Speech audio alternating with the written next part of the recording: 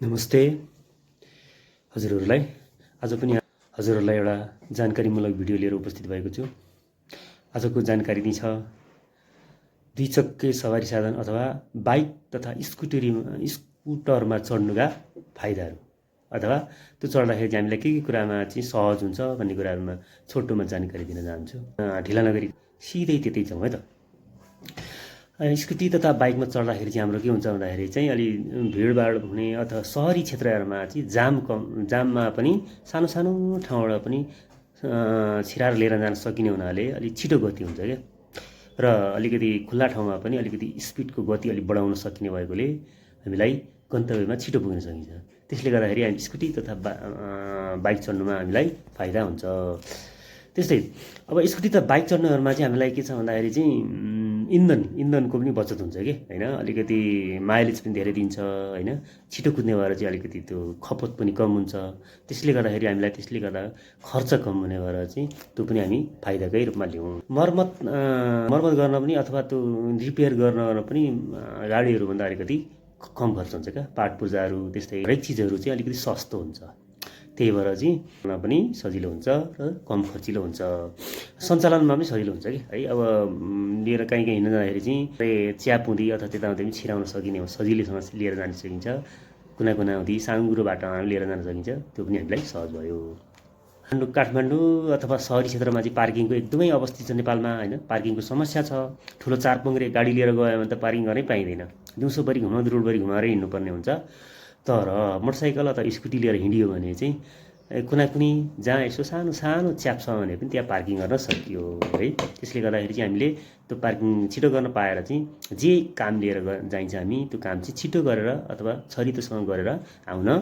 त्यस पछाडि के छ भन्दाखेरि चाहिँ वातावरणीय रूपमा पनि यसले अलिक कम प्रदूषण गर्ने भयो कि हैन। अब तेल खर्च लाग्ने भएपछि चाहिँ अथवा छिटो पुग्ने भइसकेपछि चाहिँ अलिक कम धुवाँ निकाल्ने भयो। धुवाँ निकाल्छ भने पनि अथवा त्यो धुलो यसले निकाल्ने धुवाँको कारणले चाहिँ अलिक कम वातावरणीय प्रभाव पार्ने भयो। अब यस्तै छन्, अरू पनि धेरै फाइदाहरू छन्। म आजलाई यति नै, धन्यवाद। स्कुटर बाइक चढ्नुका बेफाइदाहरू सुनाउन गइरहेको छु। दैनिक जीवनमा हामी स्कुटर बाइकहरू त धेरै चढिरहेका हुन्छौँ हैन। सानो बजार जानु पर्यो अथवा काममा जानु पर्यो, अफिसमा जानु पर्यो अथवा विभिन्न काम लिएर चाहिँ बाहिर निस्किनु पर्यो भने हामी स्कुटर अथवा बाइक पनि चढिरहेका हुन्छौँ। त्यसका बेफाइदाहरू पनि के रहेछन् भन्ने कुरा चाहिँ म हजुरलाई सुनाउन गइरहेको छु है। बाइक अथवा स्कुटी चढ्दाखेरि चाहिँ हामीलाई के हुँदछ भन्दाखेरि सुरक्षा सम्बन्धीको चुनौती। बाइक स्कुटीहरू लिएर हिँडिसकेपछि कहीँ एक्सिडेन्टहरू भइगयो भने पनि अलिक छिट्टै, किनभने हामीसँग खुल्ला हुन्छ हैन। त्यही भएर अलिकति घाउ चोट पटक लाग्ने अथवा छिटो हुन्छ। त्यस्तै हेलमेटहरू लगाएको छैन भने त झन् साह्रो मृत्युवरणसम्म पुग्ने सम्भावना छिटो हुन्छ। त्यही भएर यो चाहिँ सुरक्षाको एकदमै चुनौती हुने रहेछ है। अब मौसमहरू त परिवर्तन छ। कहिले धेरै गर्मी हुन्छ, कहिले पानी पर्छ, कहिले हिउँ पर्छ हैन। यस्तो अवस्थामा चाहिँ बाइकहरू लिएर चाहिँ हिँड्न चाहिँ एकदमै असहज हुने रहेछ। पानी पर्यो भने पनि अब रेनकोटहरू चाहियो भए पनि धेरै नै गाह्रो हुन्छ। हिउँ परे त झन् गाह्रो छ।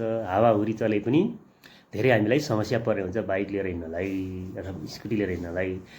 अनि अब यो स्कुटी लिएर अथवा बाइक लिएर हिँड्नु चाहिँ लामो यात्रा हिँड्नु पर्यो भने चाहिँ नि अब लिएर हिँड्न त हिँडिरहेको हुन्छौँ हैन। तर के छ भन्दाखेरि चाहिँ एकदमै सुरक्षाको चाहिँ चुनौती हुँदो रहेछ क्या। थकान पनि हुँदो रहेछ, सुरक्षा चुनौती पनि हुँदो रहेछ हैन। टाढा बाटो हिँड्न जाँदा चाहिँ यहाँबाट धेरै दिउँसोभरि जस्तो बाइकमा चाहिँ चारपाङ्ग्रे गाडीभन्दा धेरै नै थकान अथवा तनाव हुन्छ क्या हैन। अब कुदा समस्या छ, ढाडसाड समस्या छ हैन। त्यसले गर्दाखेरि धेरै नै थकान महसुस हुन्छ दुईपत्री गाडी कुदाउँदा। र अर्को कुरो चाहिँ के छ भन्दाखेरि चाहिँ अब कहीँ यसो बाहिर निस्किनुहरू पर्यो अथवा के गर्नुहरू पर्यो भने चाहिँ अब 2 जना अथवा 3 जनासम्म मात्रै बस्न मिल्ने भयो। त्यसकारणले गर्दाखेरि परिवारै निस्किनु भन्दाखेरि चाहिँ यो बाइकमा असुविधा हुने भयो है। अनि अथवा सामानहरू पनि अब अलिकति आवत जावत लिएर जानु छ भने अलि धेरै सामानहरू लिएर जान चाहिँ हामीलाई अलिकति गाह्रो हुने भयो हैन। किनभने धेरै सामान त पुग्न सकिँदैन। त्यस्तै अब सडक दुर्घटनाहरूमा पनि अलिकति के छ भन्दाखेरि चाहिँ यस्ता सहरी साधनहरूले चाहिँ अलिकति बढ्ता गरेको आकल हुन्छ है।